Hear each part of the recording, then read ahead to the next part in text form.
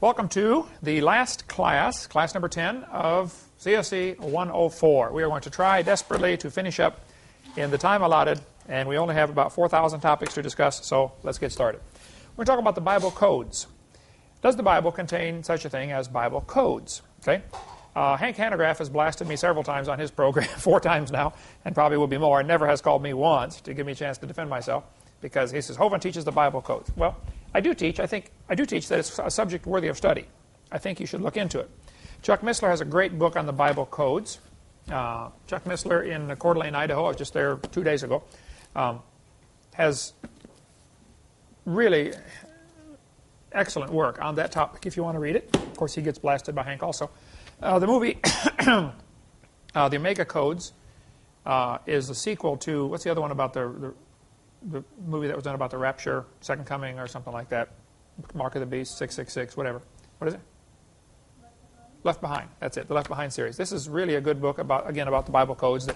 And so Grant Jeffrey has a chapter in this book about the Bible codes, which is really good. The book is about a lot of things. Just one chapter is about the Bible codes. So that if you want more on that, that's the type of thing I would recommend. Let me tell you briefly what it is. It was discovered by apparently a couple of heathen that the Bible in Hebrew contains a code that simply could not possibly be accidental. Here's an example of Hebrew on the screen. In Deuteronomy chapter 10, for instance, they put every letter of Deuteronomy, every letter of Genesis, Exodus, Leviticus, Numbers, Deuteronomy, the Pentateuch it's called, they put all of them into a computer in Hebrew with no spaces, no punctuation, just a string of letters. They just randomly began looking for names, like Hitler, for instance, in Hebrew is whatever that is up there in Hebrew. Okay, so they found the first letter, mark over until you find the second letter of his name. And let's say it is, in this case, it's 13 spaces. So I tell the computer, find every 13th letter. And it goes along and found Hitler. Then in that same passage, they began looking for other things that have to do with Hitler. For instance, there's the Hebrew words for a people cry murder, slaughter. King of the Nazis was found in the same passage.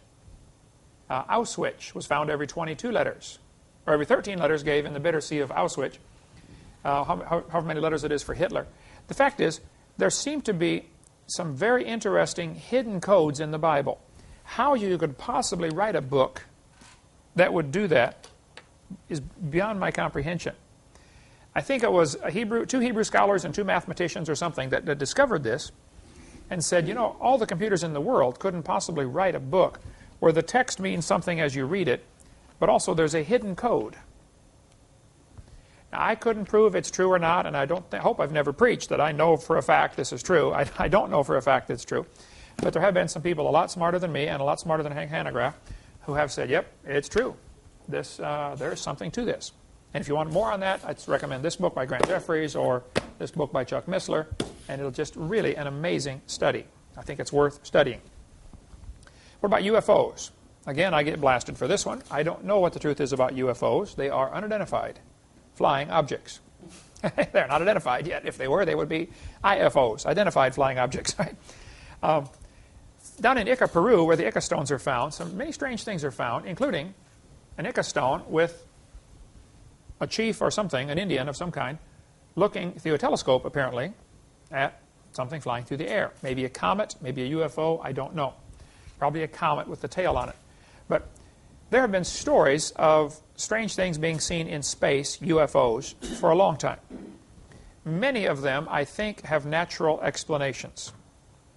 The weather balloons, for instance, that are released periodically, they have a big, huge silver balloon, 4 foot, 6 foot, 8 foot in diameter. They fill it full of helium, tie a string on it, and attach a bunch of weather instruments. The weather instruments are reporting back, what's the temperature, what's the air pressure, etc., from various elevations as it goes up, or altitudes as it goes up. And some people will see a weather balloon floating along. Oh, I saw a UFO, and they call in. Yeah, right, we just released a weather balloon, folks. There's nothing to worry about. Okay. Sometimes there's a phenomenon called swamp gas, where vegetation is rotting at the bottom of the swamp, and all of a sudden, the swamp burps. And the swamp gas can actually go up as sort of a bubble through the atmosphere and distort, make it like a lens in the air. You've probably all seen on hot days where you see the hot air coming off the blacktop and it looks like, things are dancing or moving around. There may be natural explanations for all of the UFO sightings. I don't know. However, I think there are some that are just too hard to explain. The books I would recommend on that topic are one by David Allen Lewis. This is a Christian author called UFO 666, Cults and Contacts, Antichrist Delusion. And this is the small version of his much larger book, same authors, about UFOs. Basically, I could summarize it by saying their synopsis is that there are two kinds of UFOs. There are top-secret government craft, and there are satanically owned and operated vehicles. Satan apparently knows from reading his Bible that there's going to be a rapture, a catching away of God's children sometime. Pre-trib, post-trib, mid-trib. Okay, we won't get into all that right now. But there will be a catching away. 1 Thessalonians chapter 4 teaches that. Satan is going to have some kind of excuse to tell the rest of the people that are left behind what happened to all the Christians. And so if I were the devil, I would start a few hundred years early with UFO-type sightings just to have an explanation for what happened to everybody. Where are they? Another good book you may want to get is Alien Encounters, again by Chuck Missler. It's a great book, difficult to read. The guy's really smart, but good luck. Read Chuck Missler's book on Alien Encounters. His phone number, 800-K-House, Koinonia House, 1 is their phone number. Or their website is, I think, www.khouse.com or .org. Remind me, Jessica, let's put that on the screen. Okay, what's the website for Koinonia House? Another one, again, very difficult to read, is the book by Stan Deyo called The Cosmic Conspiracy. We don't sell that. Here's a couple phone numbers where you can get it, should you be interested. He also says there are two kinds of UFOs. There are top-secret government craft using a phenomenon called electrogravitic propulsion. And he goes through the book and explains how electrogravitics works. It's very different than jet propulsion. According to Stan Deyo, of course, if you get in a jet and it takes off, you feel a G-force on your body. The jet has a motor on it. You don't have a motor on you. So you get slammed back into the seat. When it stops, you're thrown forward because, that's the force of gravity. When the plane turns sideways, you experience a G-force to the side. With electrogravitics, he says, every molecule is drawn electrically by a static charge. So there's absolutely no G-force, which explains why so many people, a guy last week at the church I was at said, Brother Hovind, I saw a UFO. I said, tell me about it. He said, you won't laugh? I said, no, I'm interested. I talked to other folks. I want to hear your story. This is the first Christian I've had tell me he saw one. I don't know if that means anything or not, but it's my experience. He said this thing was probably about 6 feet in diameter. It wasn't huge. And it was going along. All of a sudden, it took off real fast and then turned an instant right angle. He said that's just simply physically impossible. It wasn't just a curve. It, bang, turned a right angle. Many, many people have described UFOs as doing that type of thing. Well, if it's electrogravitic propulsion, in theory, that is certainly possible, and there would be absolutely no G-force. The person inside wouldn't even realize he's moving. They feel none of those forces, apparently. Read Stan Deyo's book if you want more on that. I don't have an answer for UFOs. I wish I did. Okay. How long were Adam and Eve in the garden before they sinned? All I can do is give you a couple of clues from Scripture. Genesis chapter 5 says Adam lived 130 years and begat a son, and his name was Seth. Before this time, they had Cain and Abel. No dates are given. Before that, they were kicked out of the garden. So probably the maximum time they could have been in the garden is around 120 years, maybe. Okay, I don't know. How old were Cain and Abel when they got in the fight? Bible doesn't say. Were they 10-year-olds or were they 50-year-olds? Did Adam and Eve already have 20 more kids by then? Bible doesn't say. All that is just guesswork on anybody's part. Okay. The other clue we have is that on day 6, at the end of day 6, in Genesis chapter 1, verse 31, God looked at everything and said, it's very good. So we know everything was fine at the end of day 6. So Lucifer had not fallen yet. Adam and Eve were still in the garden. Obviously, that's where God made them. Okay? So at least for the first day, everything's fine. How long it was till they messed up, I don't have a clue. I personally suspect probably 100 to 120 years. Everything was fine. Lucifer got jealous of their fellowship with God. Lucifer said, you know, they ought to be worshiping me. He rebelled against God, came down to earth, tricked Eve. She gave it to Adam. Adam said, oh, man, you blew it, honey. If I don't eat this, you're going to be in trouble. So Adam willfully became sin to save his wife, like 1 Timothy chapter 2 tells us. So really, that's all the clues we have. We know God drove him out of the garden and put the cherubims there in Genesis chapter 3, verse 24. This was before any children were born, as far as we can figure out. So that would have been sometime 100, 120 years maximum. And Eve is the mother of all living. Okay, where is the Garden of Eden? I get asked this question surprisingly. You know, boy, you know, it's a shame Saddam is in charge of Iraq because that's where the Garden of Eden was. I say, where do you get that? Well, the Bible says in Genesis chapter 2, a river went out of Eden to water the garden, and from thence it was parted and became into 4 heads. The name of the first was Pison, Gihon, Hiddekel, whatever. And the 4th river is Euphrates. And they'll say, see, Euphrates runs through Baghdad. Well, no, slow down just a minute. Okay. First place, a river coming up in one place and becoming 4 rivers is very different than what we have today. Today we have many rivers running together to make one river. This is one river making 4 separate rivers. This is backwards.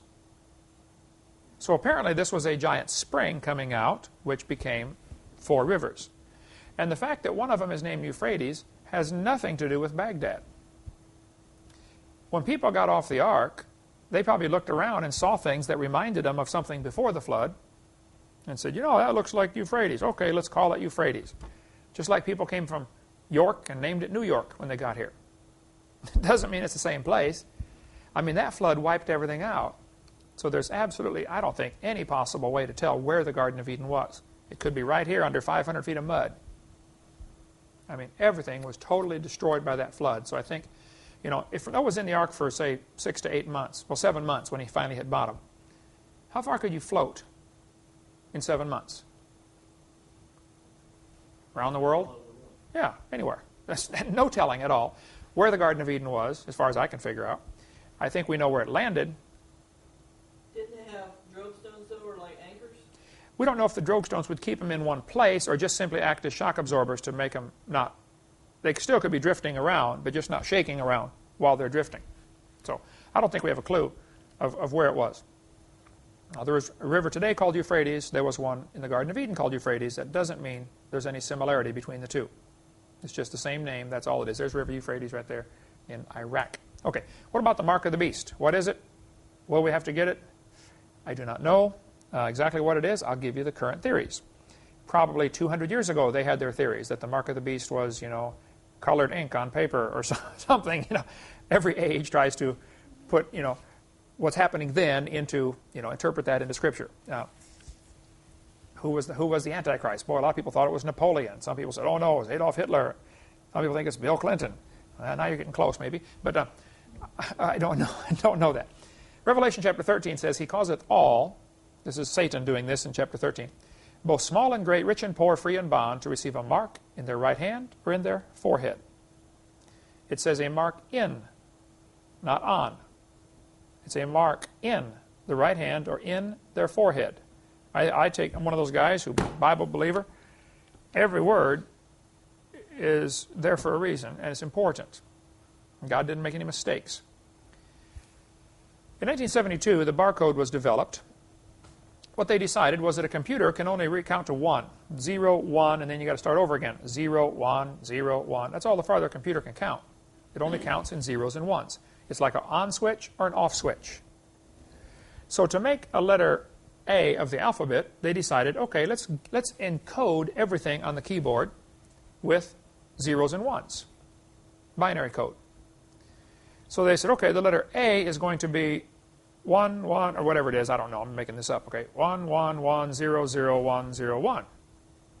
And they gave it 8 bits of information. Is it 8 bits make a byte or 8 bytes make a bit? Whichever it is. 8 bits make a byte. I think that's right, but I don't know. Each one is called a bit of information. 8 of them together is called a byte. So your computer stores megabytes, right? Megabyte is 1,000,000 bytes of information, which would be 8 million bits of information. A bit is simply a 0 or a 1. That's all computers read. So every number and every letter and every keystroke on your computer was given a binary code. Then they learned that a laser shining across this, if it's a black line or a white line, can read it. So the laser shines across the barcode when you scan stuff at the store, beep, reads all those black lines and white lines, translates it into numbers, which translates it into the computer into a price. Oh, you just bought toothpaste, you know, $1.29. Beep, thank you. I mean, it does it like lightning, of course, you know, today. But this was all, 1972, this was developed. It may be pure coincidence, and I sure don't know if this is true or not, but this is just a reasonable theory. The number 6, I want you to notice there are 3 different ways it can be made.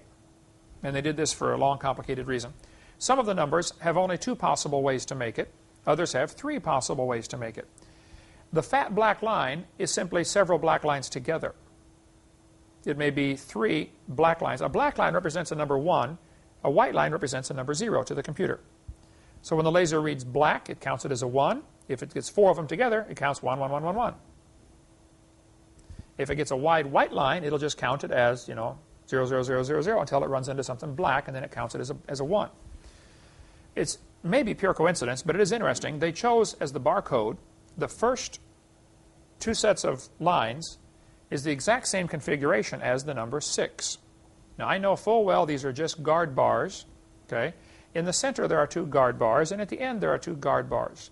But it is an interesting coincidence that it's 2 skinny lines with a single white space between, which is the binary code for 6.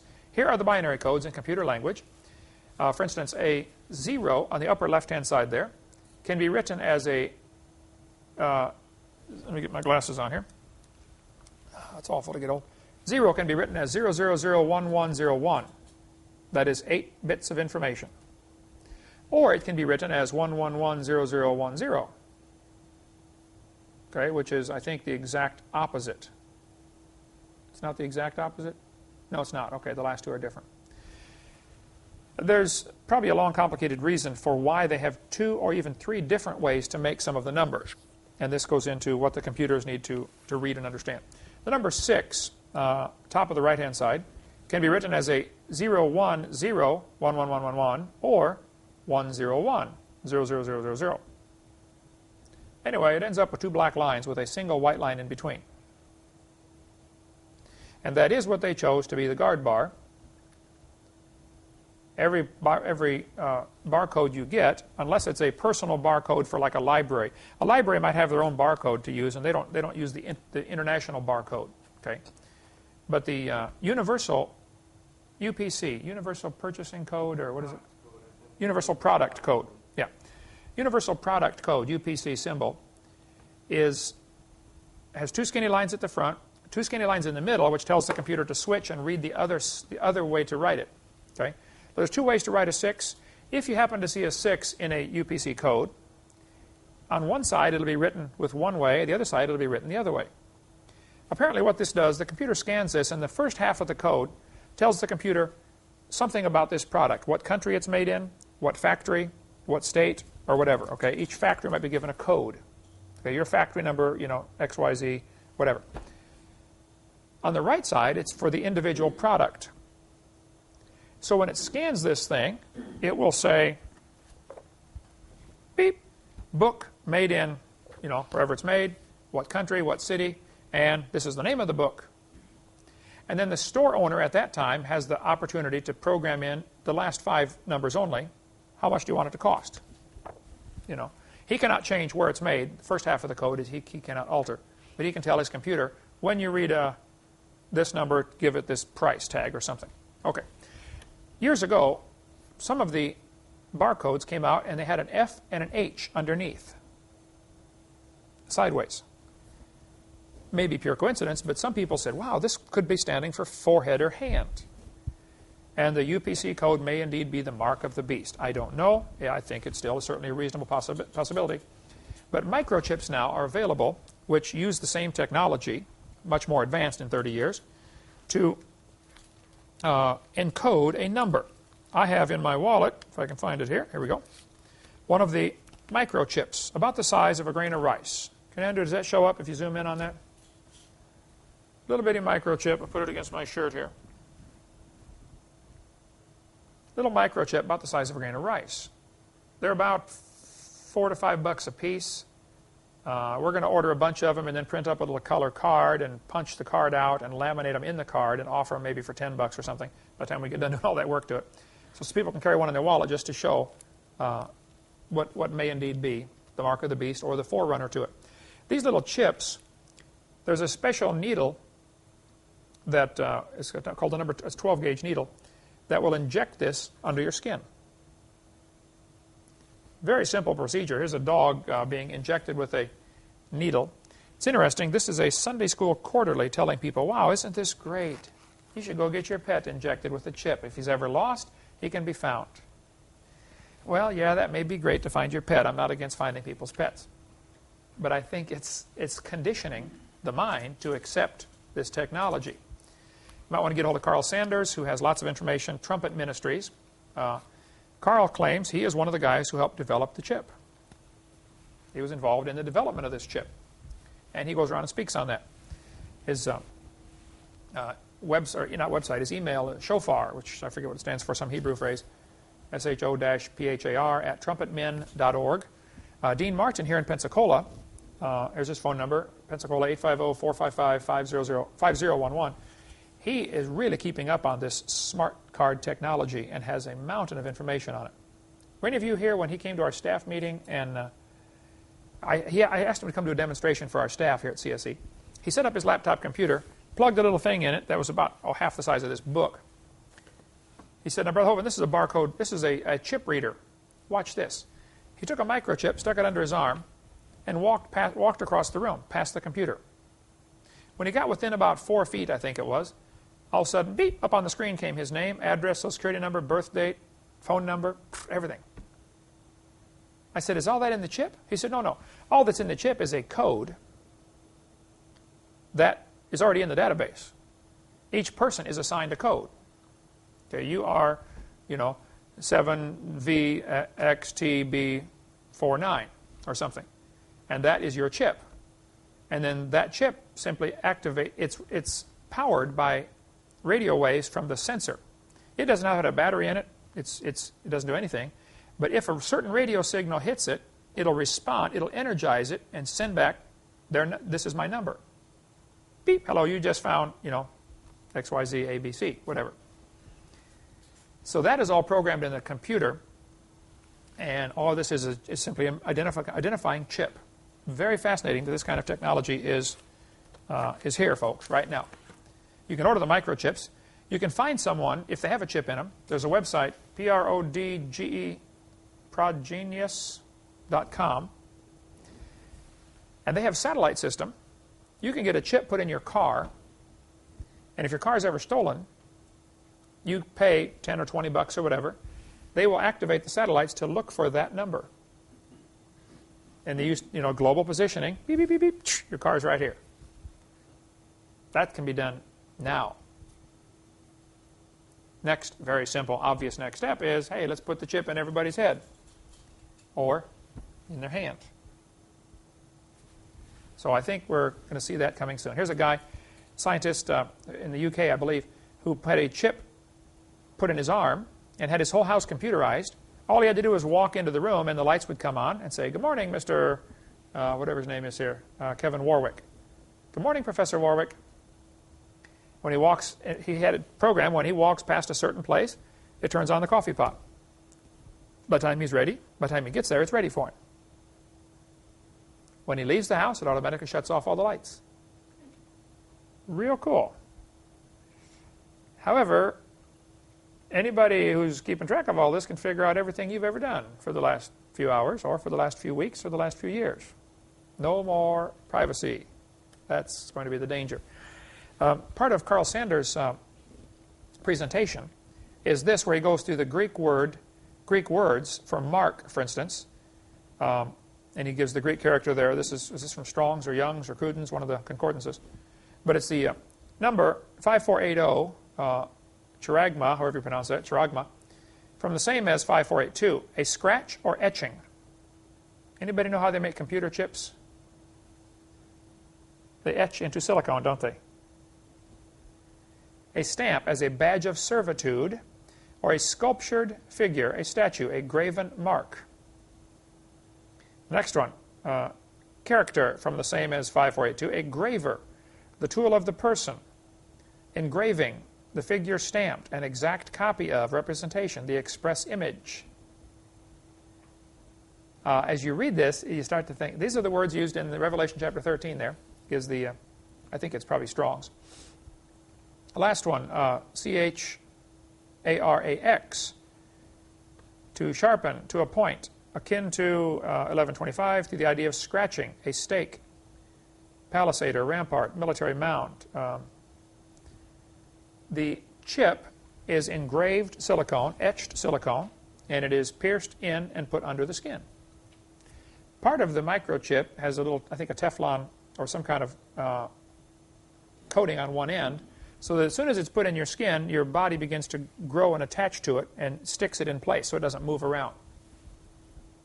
Otherwise, it would migrate around your body with the blood flow. Okay. So all of the Greek words apparently, certainly if someone's looking for this, could interpret to mean this is talking about a computer chip put in the body. Anyway, there's Kevin Warwick with his plan to become one with his computer. And I'm sure it'll solve all sorts of problems. It'll cause one big one, though. No privacy. Known sex offenders could be marked and watched. That might be a good thing. Like the sign, "Welcome to Arkansas, home of Bill Clinton. In compliance with Megan's Law, the above is a known sex offender." Yeah, well, anyway. Technology and what's happening for the future is both exciting, you know, seeing what can be done. I mean, putting a calculator in a watch you can wear on your hand and store 300 phone numbers in a stopwatch. I mean, it's amazing what can be done. But it's also a little scary when you realize how easily this could be used by bad people to do bad things. Like HAARP technology. If you want to study something fascinating, HAARP, I think it's High Altitude Aurora something research project. I believe that's what it stands for. This is a good book by a guy who's not even a Christian, who says it's pretty scary what's happening, folks. They're using high altitude aurora, which is like the northern lights and southern lights, aurora borealis. They've discovered if you beam a microwave up at the sky, it'll heat up a certain area, and hot air expands, so you can create a lens in the air, several miles above the Earth. Well, you know what a lens does? A lens can be used to magnify. What if you don't want somebody to get rain? You want to starve out a country. You program the computer to beam up the microwave to heat up the atmosphere to create a lens at certain times of the day so that it always produces heat over that area.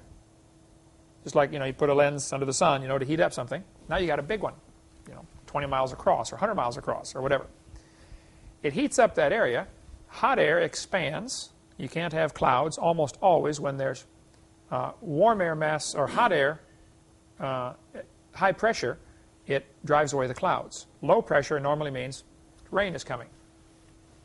You just figure out the weather patterns of a certain area, and you just spend the next 3 years making sure they don't get any rain, and pretty soon they're starving from no food growing.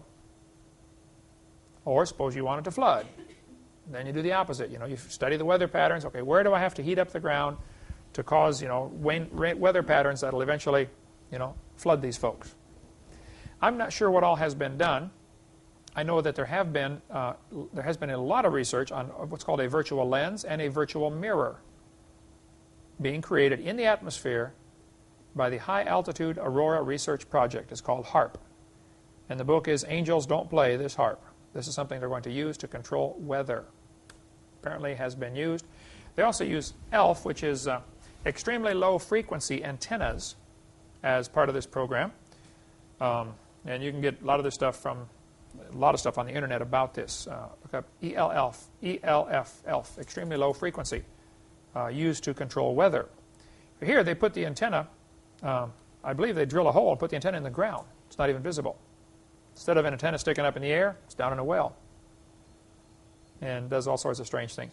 Somebody wrote a very convincing article, I don't know if it's true, that the space shuttle that blew up did have a leaky seal, but it was actually exploded, or the problem was exacerbated by a Soviet vessel offshore, which had been monitoring this and using ELF, extra low frequency, to set up a vibration that caused it to fail.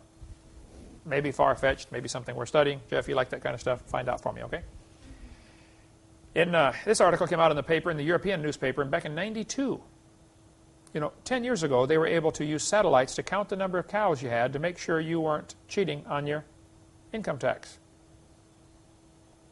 You're claiming you got 80 cows and you really got 400. You're raising the rest for profit. Satellites are going to count the cows in your field. Calculate how much acreage. You say you planted so many acres of corn? Well, let's just see. Here's a picture of the human chip, about 2 centimeters long. This is an article back from January '99 talking about the human body. Is the human body a fit place for a microchip? The debate is no longer hypothetical. It can be done. Whether this is, now this is a phony picture that somebody put on the internet claiming, oh, the mark of the beast is here, Somebody did that to see how far the Christians would carry it, but shows a microchip in the hand. Dr. Kirk, professor, lectured at 100 universities. His assessment of the coming New World Order was that it will reduce everyone to one common denominator. And this guy thinks it's good, by the way.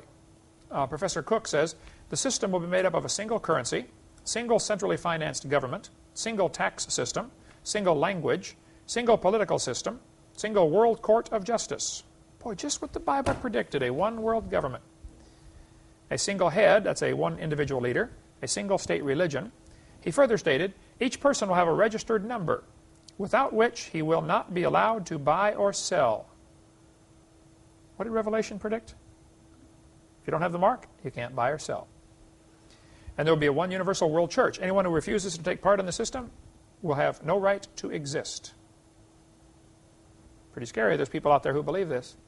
Revelation 14 says, if you receive the mark and his image, and if you worship the beast and his image, and receive his mark, then you shall be tormented with fire and brimstone.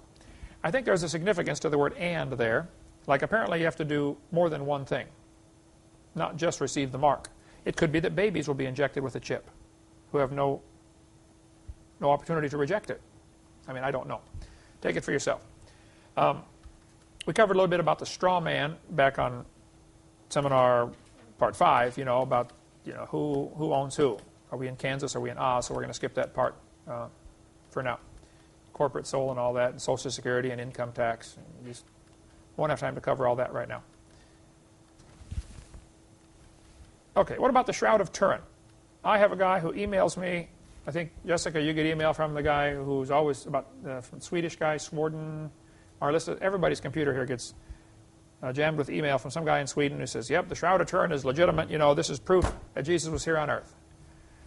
Well, and somebody sent me this book, about the Shroud of Turin. Wow, what a great thing. We have the actual robe Jesus was buried in.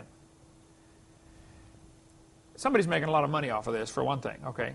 The Catholic Church, I think, has used this to turn an enormous profit. Well, would you like to come actually see the Shroud of Turin and touch it? It's only $50, whatever. Okay. Is that the Shroud of Turin? Is this the cloth Jesus was buried in? Notice this picture on the right, you can see the face. They say it was burned in a fire back in 1400 or something. Somebody put the fire out, but it was scorched pretty badly, according to the story, okay? So 500 or 600 years ago, it was scorched. But they say it shows his arms crossed. You can see his hands, and you can see the scars on the hands where the nails held him to the cross, going right through his hand. There are numerous problems with this, okay? If you nail somebody through the hand, it's just a matter of time and it rips out between the fingers. They crucified people by nailing through the wrist. They got a block of wood with a hole in it like a giant washer and pounded the nail through the washer and through the wrist. It's more painful. All your nerves are right there, and it can't rip out. I mean, you're doing this to hurt the guy. You make it as painful as possible. So that's how they did it.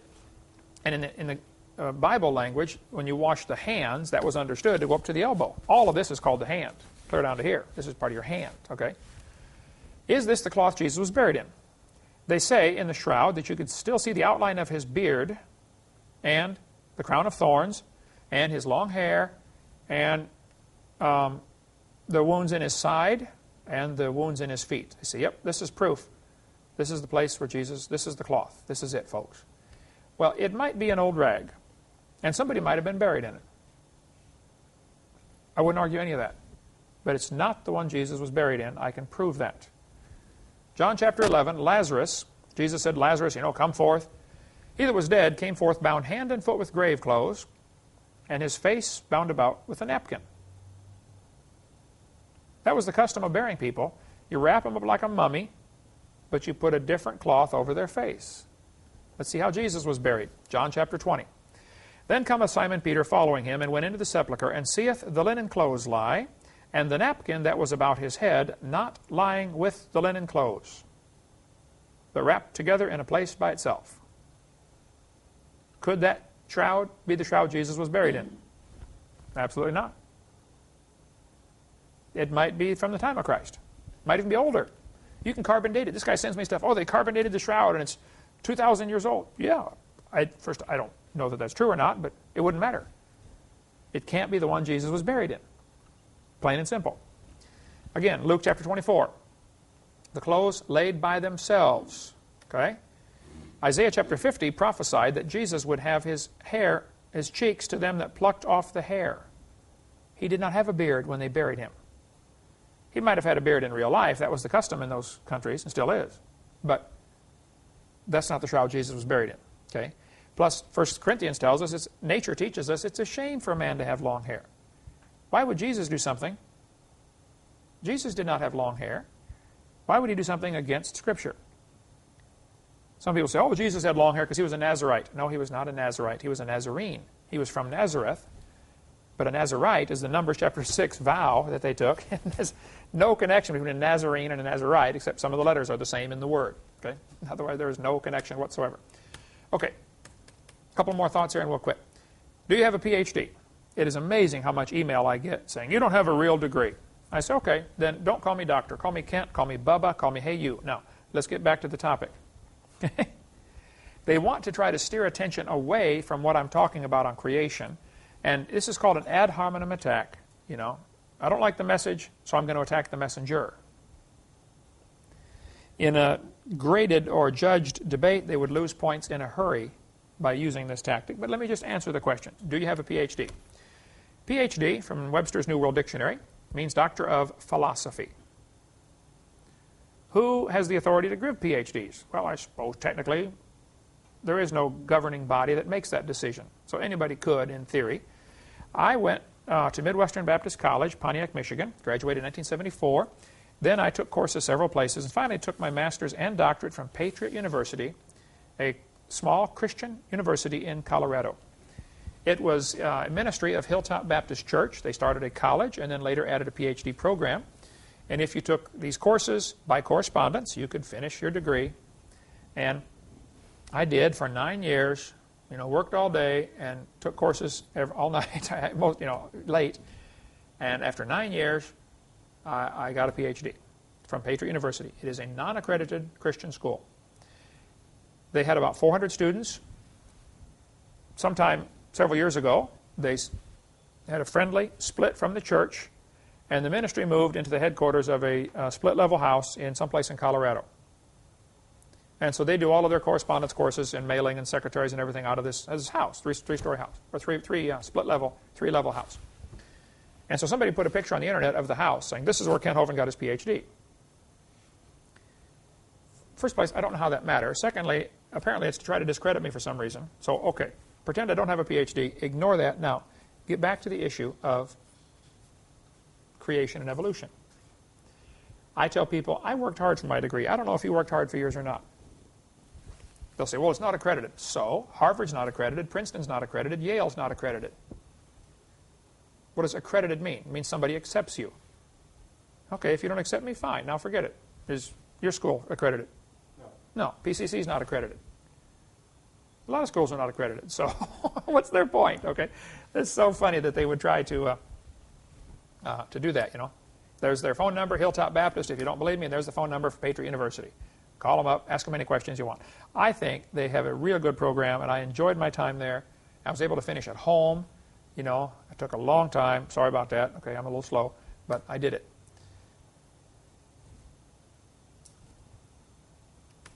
Who wrote the book of Genesis? Well, let's see.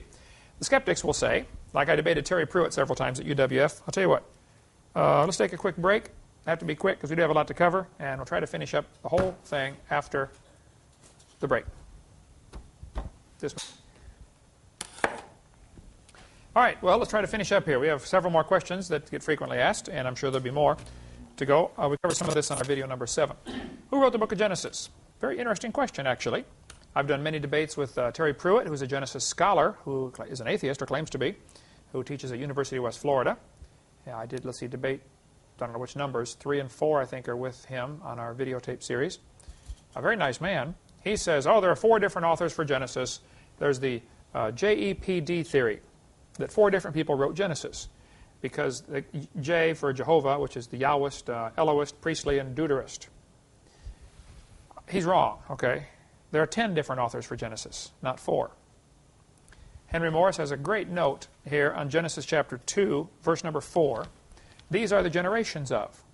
And you read the Defender's Bible by Henry Morris, or read in his book about Genesis, about this. We'll try to go through this quickly. In Genesis chapter 38, we are told, Judah said to Onan, go into thy brother's wife and marry her and raise up seed to thy brother. And he decided not to, and God killed him. Then you read in Luke where it says, Master, Moses wrote, if a man's brother die having a wife, and he die without children, that his brother should take his wife and raise up seed unto his brother. And people say, see, this proves Moses wrote Genesis. No, it does not. Okay? Because also it tells us in Deuteronomy, if brethren dwell together and one of them die and have no child, husband's brother shall go raise up seed to his brother. So Moses wrote Deuteronomy. There's no question in most people's minds that Moses wrote Exodus, Leviticus, Numbers, and Deuteronomy. Moses did not write Genesis. He is the editor of Genesis. He put it together from 10 eyewitness accounts. Adam wrote part of the book of Genesis. Noah wrote part. I'll show you. The phrase, these are the generations of, is the break point. That's somebody signing off. They're finishing their part. Some people only wrote 1 chapter. Apparently, I would assume on clay tablets, bake it in the sun and it's hard. And then Noah takes a few of them on the ark with him. He's got the first few chapters. They're already done. And then Noah or his sons later add to it. And this is a collection. There are very obvious differences in style of writing. In chapter 1, all through chapter 1, it says, God did this, God did that, God did that. 31 times in 31 verses, God is mentioned. When you get to chapter 2, starting with verse 4, which is probably where the chapter break should have been, it says, Lord God. In every case, it's called Lord God. Well, this is Adam writing about the Lord God. Chapter 1, apparently God wrote or told Adam what to write. And this is God talking about himself, but when Adam talked about God, it's Lord God. Not only differences in who God is called, or what God is called, but differences in styles of writing. I agree. So the skeptics and scoffers got it partly right. There is more than one author, but there are 10 of them, and they're all eyewitnesses. Makes it even better. So people say, well, there are books like, the Babylonians and the, ancient cultures have books that are older than Genesis. Well, they might have been written before Moses wrote Genesis, but they're not technically older than Genesis, because Moses simply collected 10 previous accounts. That's like if I today was to rewrite Shakespeare. Somebody could say, well, Abe Lincoln lived before Shakespeare was written. Well, before my copy of it, maybe. Okay. Before Moses' copy of Genesis, yeah, some of the Sumerian account was probably written, Okay. In Mark it says, have you not read in the book of Moses how in the bush God spake unto him, saying, I am the God of Abraham, Isaac, and Jacob. This is obviously referring back to Exodus. So there's no question, in Mark it tells us that Moses wrote Exodus. But nowhere does it tell us Moses actually wrote Genesis. Moses just simply edited it. Here's the phrase. These are the generations of. Genesis chapter 5. This is the book of the generations of Adam. This is Adam signing off. These are the generations of Noah. Genesis 6:9. This is Noah signing off. These are the generations of the sons of Noah. Okay. They apparently wrote chapter 7, 8, 9. Chapter 11, verse 10. These are the generations of Shem. Okay? After the three brothers got together and wrote some, Shem wrote some more. Terah, Abram's father, wrote some of the book of Genesis, apparently, up to chapter 11, verse 27. Up to 25:12 was written by Ishmael. These are the generations of Isaac, chapter 25, verse 19. Esau apparently wrote some. Anyway, these are the generations of Jacob in chapter 37. So I would say Henry Morris has got a very profound thought here that you ought to read and consider, that Moses actually was only the editor. There were actually 10 different authors. Okay, what are symbiosis relationships? A symbiosis relationship is where the root word where we get our word symphony and lots of different words from that, things that work together. They harmonize. There are literally millions, if not billions, of examples of plants that require certain animals to live and animals that require certain plants to live. You know, there are some flowers that can only be pollinized by one species of fly or moth or wasp. And if none of those flies or moths or wasps or butterflies are around, that plant will die after one generation. And that plant or moth or that wasp or moth or bug or whatever lays its eggs on that plant and that plant only for the babies to hatch and survive and grow. And if those plants aren't available, that bug will die. These are called symbiosis relationships. The clownfish lives in the sea anemones, which have stinging tentacles. Well, the clownfish is brightly colored, and he attracts things in, and the sea anemone eats them. Why doesn't he eat the clownfish? There's a relationship here. Here are two organisms, the anemone and the clownfish, that work together in what is called a symbiosis relationship. As far as I can figure out, they absolutely defy an evolutionary explanation. I don't see any way you can... How did one evolve without the other? They had to be created simultaneously. And there are thousands of those. We could talk forever on that. Okay. Why don't we have giant insects today? Insects breathe through their skin. They don't have lungs. They don't have a diaphragm muscle that's sucking air in and out like we are. You take a breath, you force it out. Insects don't have that. They have a bunch of little holes through their skin going throughout their body, and that oxygen just simply flows through. And that's how they get it. Well, this works great for the insects up to a certain size. And here's where the problem comes in. If we had a cube that was 1 inch by 1 inch by 1 inch, the way you find the volume is length times width times height, so it has a volume of 1. 1 times 1 times 1 is 1. The surface area, there are 6 squares on a cube, like a dice has 6 sides. Each side is 1 square inch, so the surface area is 6. Which means if we compare the surface area to the volume, we have a 6-to-1 ratio. Anybody lost? Okay. What if we double it to 2? 2 times 2 times 2 is how much? 8. Each side is 2 inch by 2 inch, so there are 4 square inches on a side. We still have 6 sides. 24 square inches of surface area.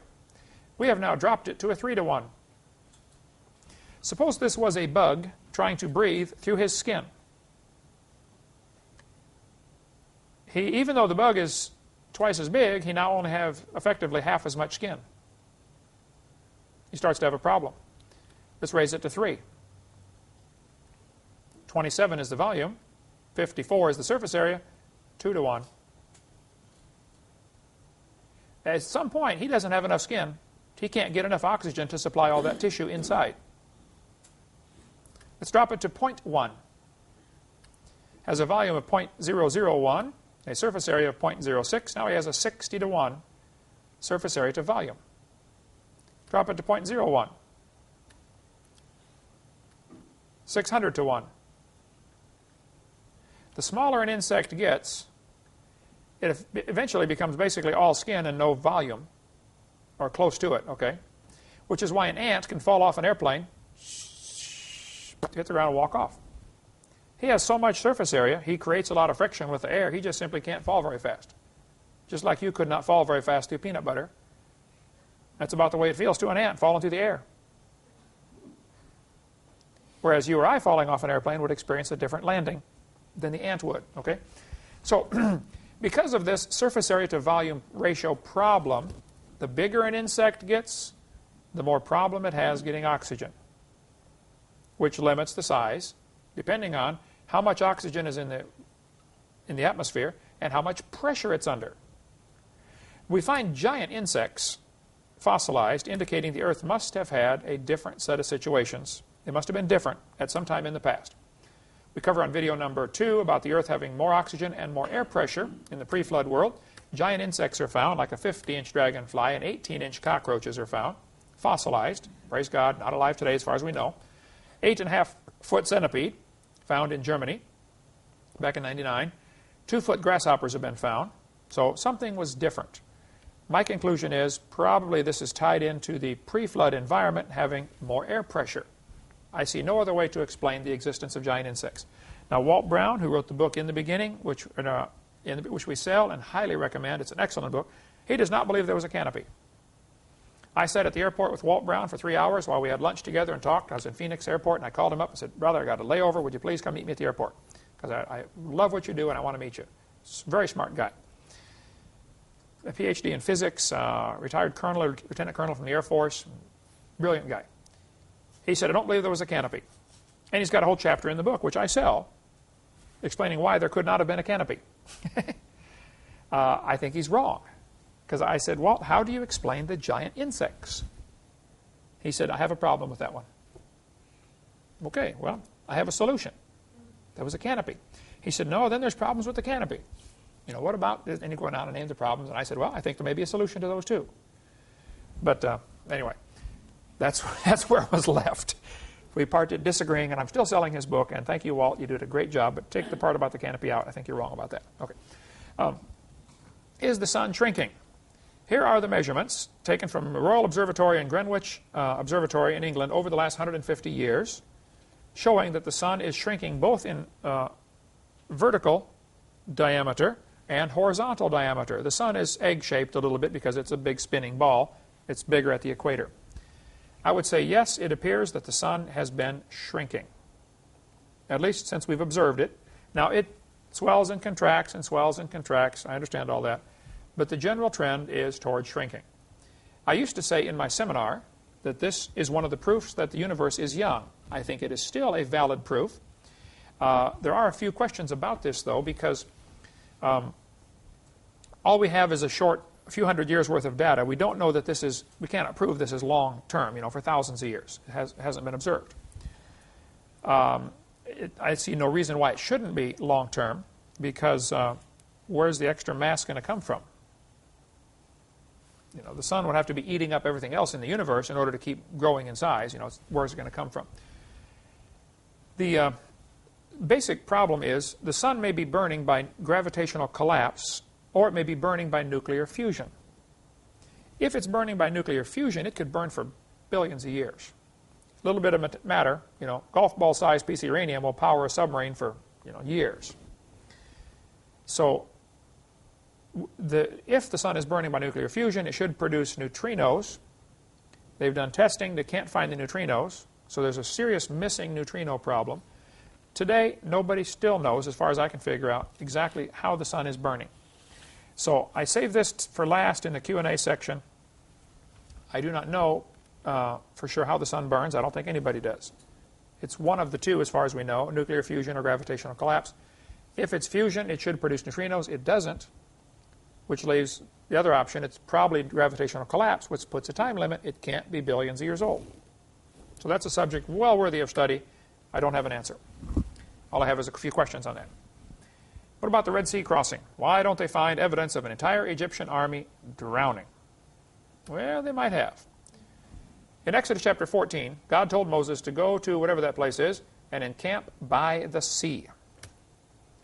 And 14:22 tells us, children of Israel went into the midst of the sea on dry ground, and the waters were a wall unto them. Some people teach, well, it was just a real shallow sea, and they walked across. Ankle-deep water. Oh, well, that's an even bigger miracle. Pharaoh's entire army drowns in ankle-deep water. Hello, how's that going to happen?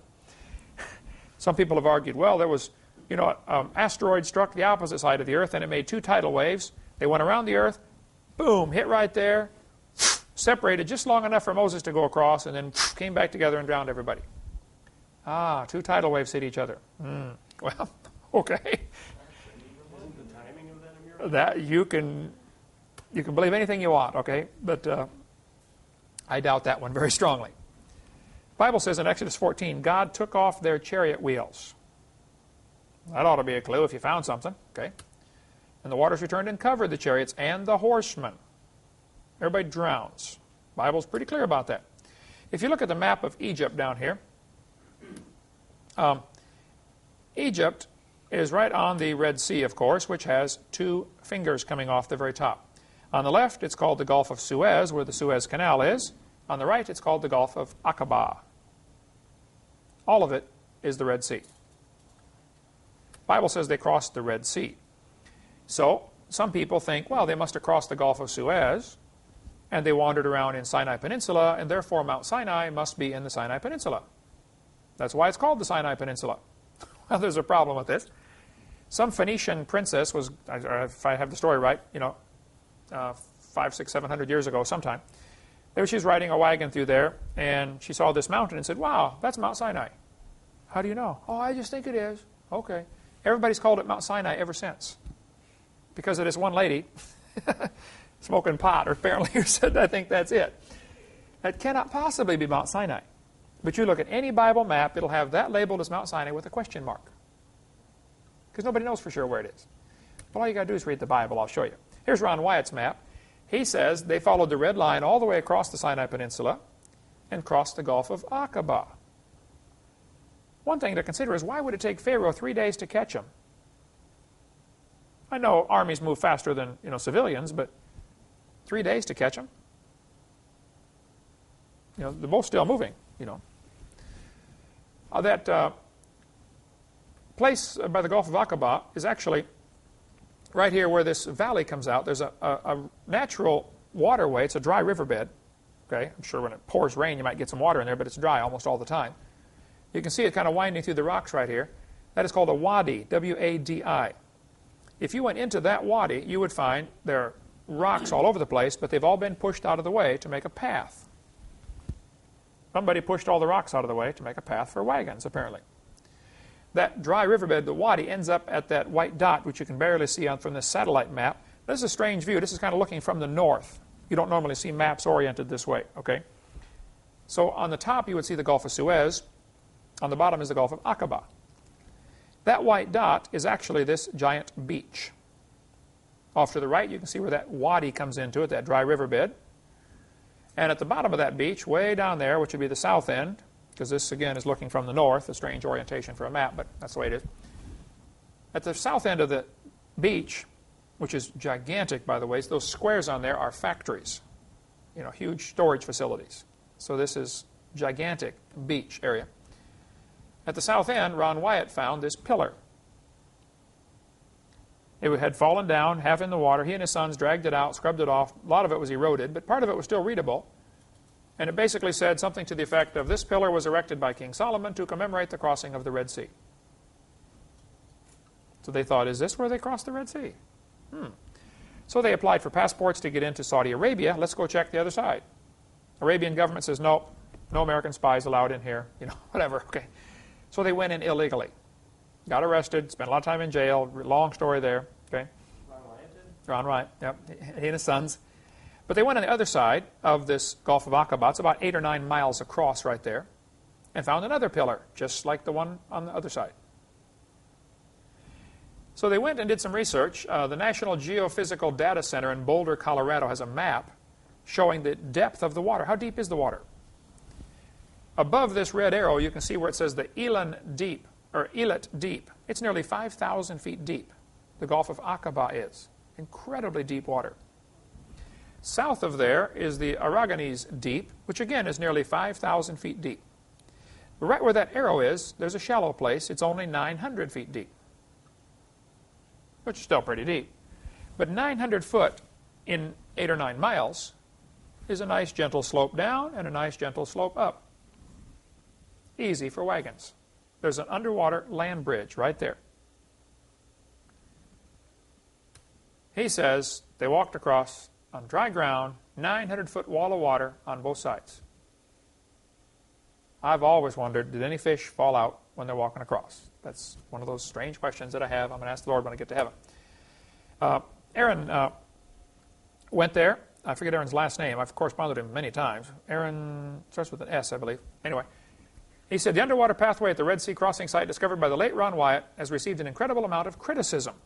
We have taken 2 recent trips to the Red Sea with the latest sounding equipment to carry out depth soundings on the seabed.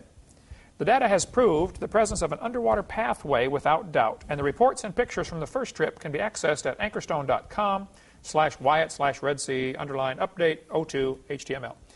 Our data does match the Israeli bathymetric chart, and I, for one, would appreciate a public refutal by anyone who has publicly stated that it does not exist, as this is not true. And I believe it would be honorable to do so if one has published a lie unknowingly and then learns the truth, because many people have criticized Ron Wyatt for everything, okay? And I get flack for even mentioning Ron Wyatt.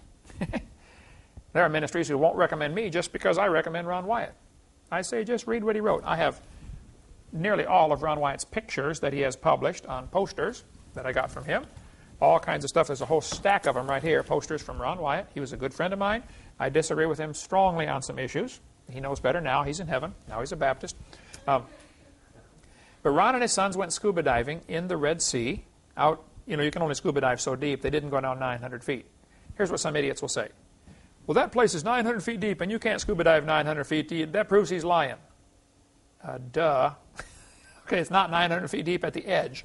Hello. Yeah. How some people can be so dumb and still live, I don't know.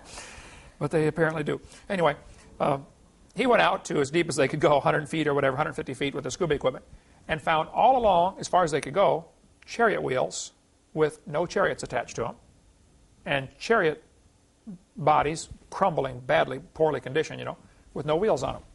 They found horse skeletons and human skeletons crusted over with coral.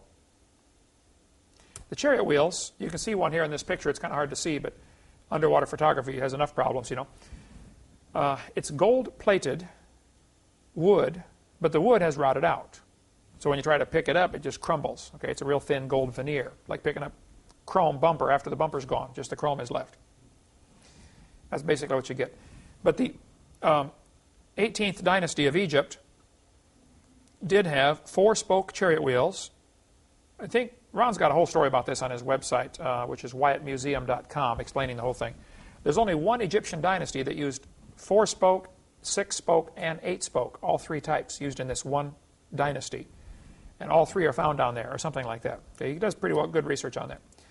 If you look at the far right, this arrow is pointing to a mountain in Saudi Arabia called Jabal al-Laws, which means Mountain of Laws. It's been labeled that for centuries. Could Mount Sinai be in Arabia? Well, let's see what the Bible says. Galatians chapter 4.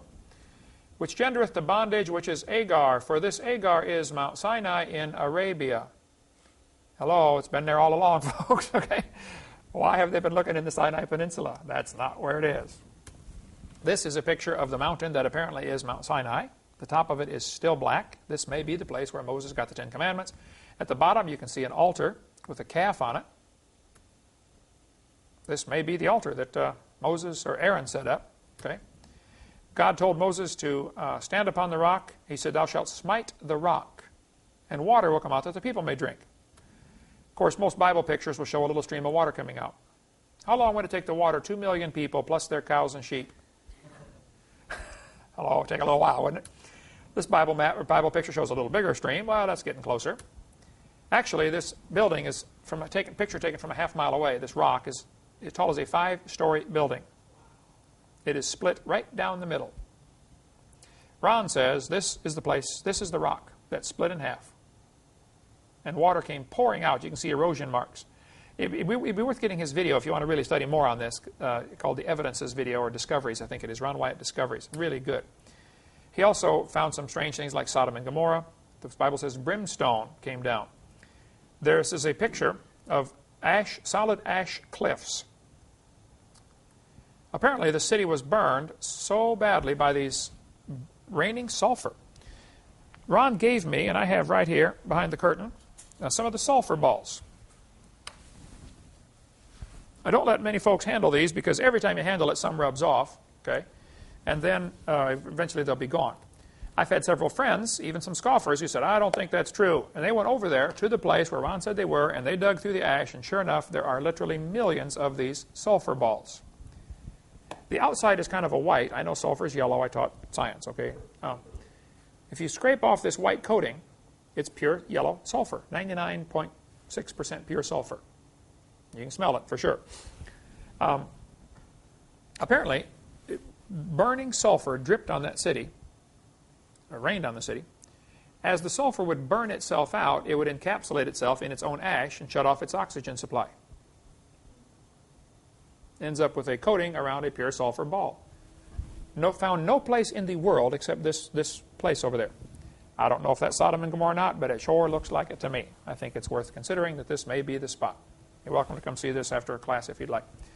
So that indeed may be Sodom and Gomorrah, and Ron's got a lot of stuff on that. There's Richard Reeves, who's a friend of mine, took over for Ron, lives up just south of Nashville. He's poking through the wall. This is apparently a brick wall that was burned, and sulfur burns extremely hot, and it baked the brick into ash. And you can poke through the wall and find these things by the millions, these sulfur balls. They're still there today. If you don't believe me, go take a look. Okay. By the way, I'm going over to Israel next spring. I'll have to try to get down there and bring back some more sulfur balls. They're pretty fragile. Transporting them might be a problem, but we'll figure out a way. What is a unicorn? Okay, I will quickly say I do not know. I wish I did. The Bible mentions unicorn in Numbers 23. It says he has the strength of a unicorn. God brought him out of Egypt. He hath as it were the strength of a unicorn. Job 39. Will the unicorn be willing to serve thee or abide by thy crib? Canst thou bind the unicorn with his band in the furrow? Or will he harrow the valleys after thee? This apparently is referring to plowing, like you wouldn't use an ox or a horse. You can't use a unicorn for that.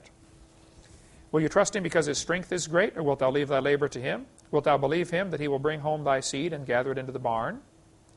These verses tell us that apparently the unicorn is something similar to an animal you would plow with, but you wouldn't use him for that because he's wild.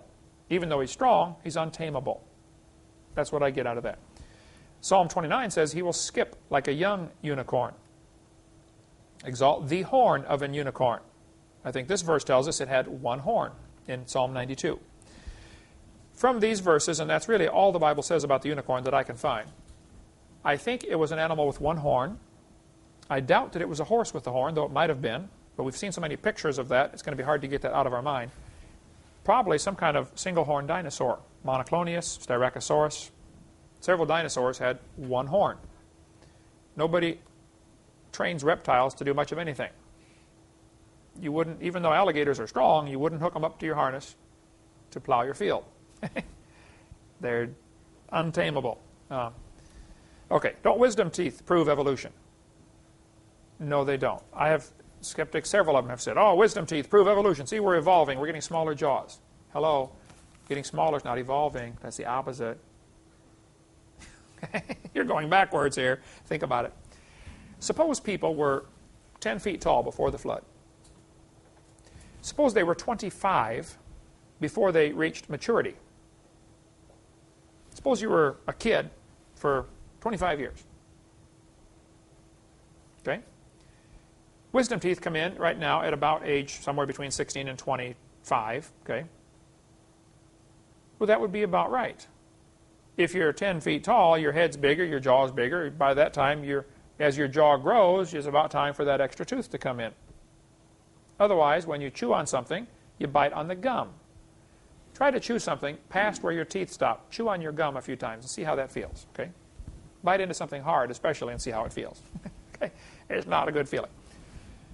So, wisdom teeth, I think, are evidence that man matured slower in the past and grew bigger.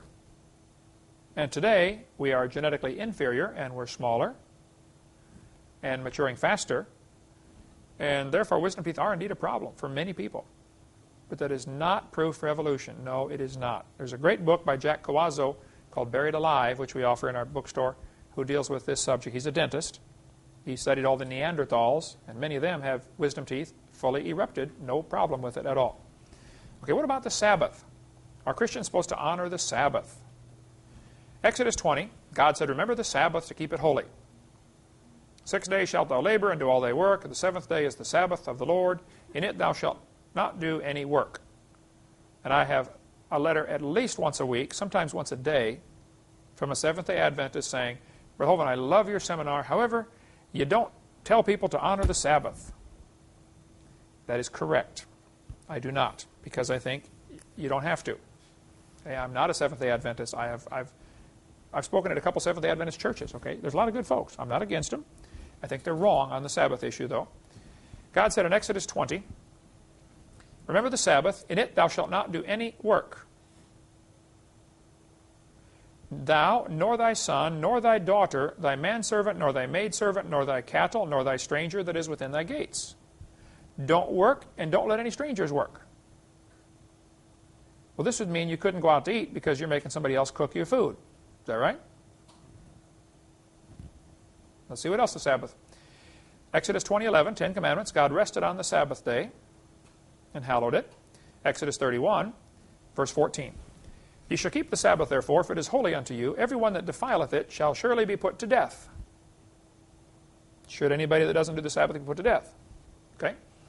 Whosoever doeth any work therein, that soul shall be cut off from among his people. 6 days may work be done, but in the seventh day is the Sabbath of rest. Whosoever doeth any work in the Sabbath day, he shall be surely put to death. Wherefore the children of Israel shall keep the Sabbath. Who shall keep the Sabbath? Children of Israel. I'm not one of them.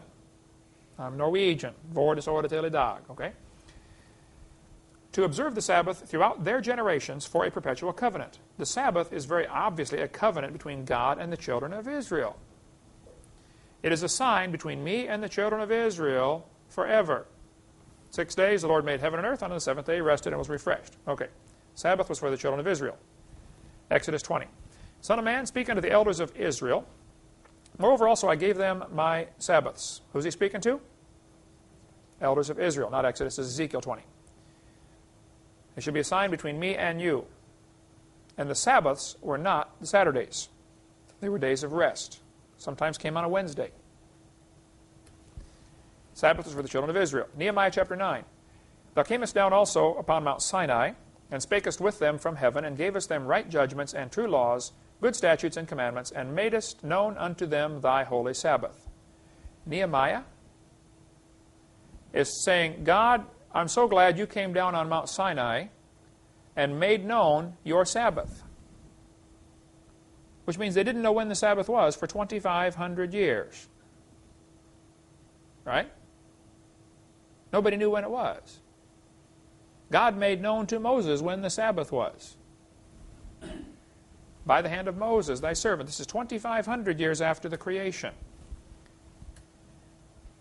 Okay, here's what you're supposed to do on the Sabbath. Children of Israel, you shall kindle no fire throughout your habitations upon the Sabbath day. If you really want to keep the Sabbath, shut off your furnace, shut off your hot water, shut off your stove, don't cook any food. And if you want to do that, that's perfectly fine. I don't care what you do. But I'm just saying this would be required of you. Prohibit cooking, hot water, furnace, internal combustion engines. Don't start your car. You are kindling a fire. Exodus 16:29. Abide ye every man in his place. Let no man go out of his place on the Sabbath day. How on earth could you have a Seventh-day Adventist church? People can't come. Right? There are Seventh-day Baptists. Church on Saturday. I wouldn't fight them. I'm just saying, if you study the Scripture, you'll find people say, why don't you honor the Sabbath?